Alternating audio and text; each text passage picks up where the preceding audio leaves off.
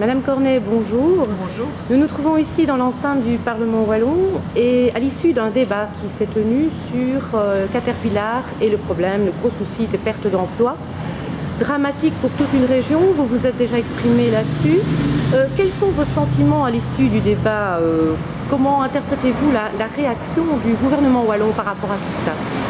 Ce qui me frappe aujourd'hui, c'est surtout l'absence de réaction du gouvernement wallon et son absence d'action concrète. Nous sommes une semaine jour pour jour après l'annonce de cette funeste nouvelle qui est la décision de Caterpillar de supprimer 1400 emplois.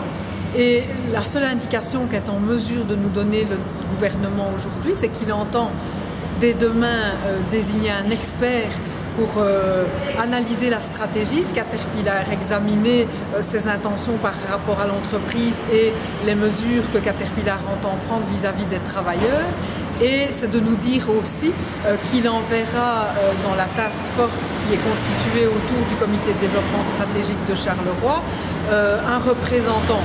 Nous aurions aimé que le ministre Marcourt et le ministre Antoine se mouillent davantage le maillot et s'occupent personnellement des échanges, notamment avec la direction de Caterpillar sur Charleroi.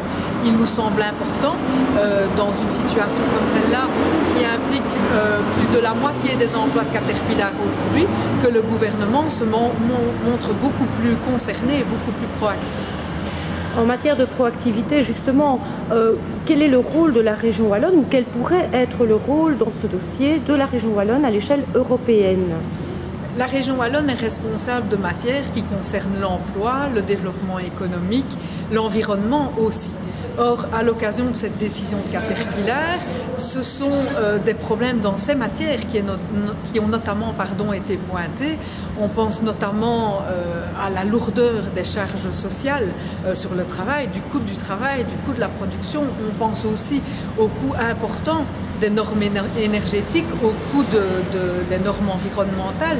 Et on pense enfin à la nécessité de plus en plus pressante de développer au niveau wallon une vision industrielle du futur, c'est-à-dire une vision qui intègre d'abord la nécessité de mettre l'accent sur la recherche, mais aussi de concrétiser beaucoup plus rapidement les résultats de la recherche et parallèlement à ça de soutenir la création d'entreprises, que ce soit les petites entreprises ou les grandes entreprises.